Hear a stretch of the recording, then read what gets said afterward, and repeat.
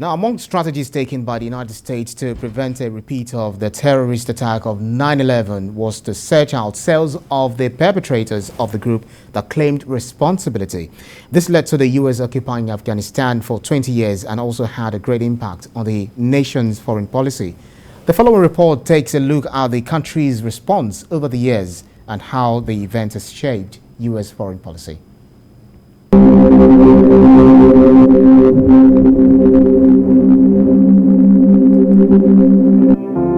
9/11 is not just a story of an event. It is a phenomenon that has shaped the world so very differently.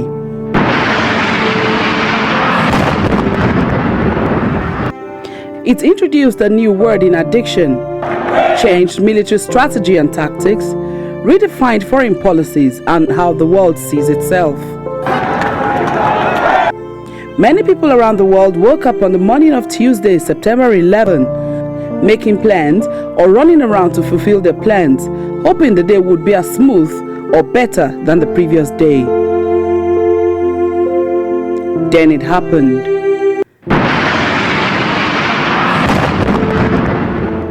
It was a series of coordinated attacks by later to be identified Islamist group Al-Qaeda, led by Osama Bin-Laden.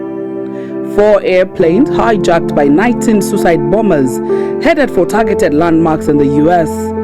The attack well overshadowed the first recorded in February 1993, where 6 fatalities were recorded. 8:45 that morning, American airline Boeing 767, one of the hijacked planes, targeted the North Tower of the World Trade Center in Manhattan, New York, hitting the 80th floor of the 110-story building.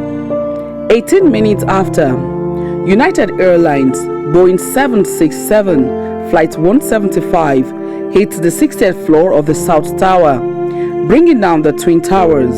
One of the flights, laden with about 80,000 liters of jet fuel, was enough to cause an unimaginable catastrophe. The explosion affected the 7 surrounding buildings. 1 hour after the first attack, a third hijacked plane, Flight 77, with 64 people on board, crashed into a part of Pentagon, the U.S. military headquarters. The fourth plane, United Airlines Flight 93, was on its way to California when it was hijacked by 4 of the terrorists. But due to the resistance of the passengers, the plane did not ram into any building but crashed in Pennsylvania at about 10 minutes past 10 a.m. The devastation sent an overwhelming feeling of sadness throughout not just the U.S. but other countries that were allies. The U.S. had been caught unawares, which was unusual for a country labeled a global power. It was a nightmare many people will never forget. I was getting ready to head out to the campus, then turned on CNN about I believe 8:45. Then it was captured live on TV. So my wife was, I think, was the one referring to. He screamed and called me. I came, and we are excited on the TV. So as this was happening, we wanted to go out to find out what was going on, without knowing that everything was being shut down. So no announcement had come through. But subsequently, as I drove there to the campus, they say everything is shut down, schools closed, offices closed, everybody should stay indoors. Shops, banks, everything shut down. It was, I don't even know how to describe it. Streets were empty, the roads were empty, and this was still the rush hour period. You can imagine that. So people went home, and it was sort of like the nation was at war.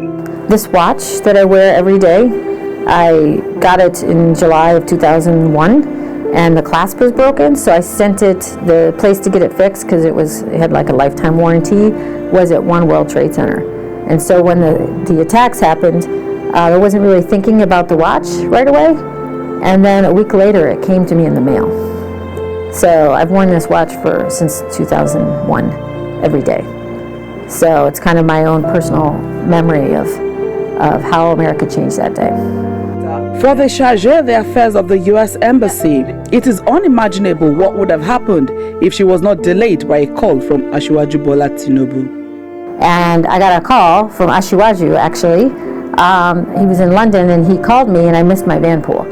You know, we were talking on the phone, and because of him, he could have actually technically saved my life because I would have been driving by the Pentagon. So I was waiting and I had the TV on, and that's when I saw the first plane hit the World Trade Center, but I thought it was a movie. Like, I thought it was some kind of special effect. And so, because, you know, everything is always bigger and better in Hollywood. And then it became clear it wasn't a Hollywood movie. It was actually reality. Recorded fatalities were about 2,977, with over 1,000 reported missing and never found. Today, 20 years after, the U.S. flag have been lowered to fly at half-mast to remember the lives lost during and after the multiple attacks. The ground of the attacks remain a memorial and honor for those who died in the attack.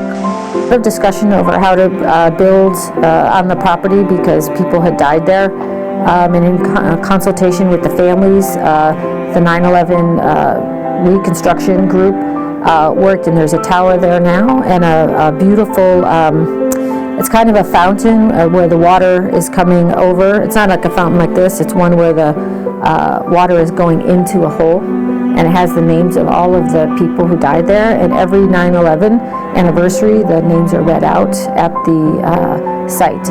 And there's now a museum there to the heroism of our first responders and the stories of some of the people who died there. So it's something that will never be forgotten. Article 1 is adopted. September 11 in the U.S. was approved by the Congress to be named Patriots' Day, and since 2009 has been commemorated as a National Day of Service and Remembrance.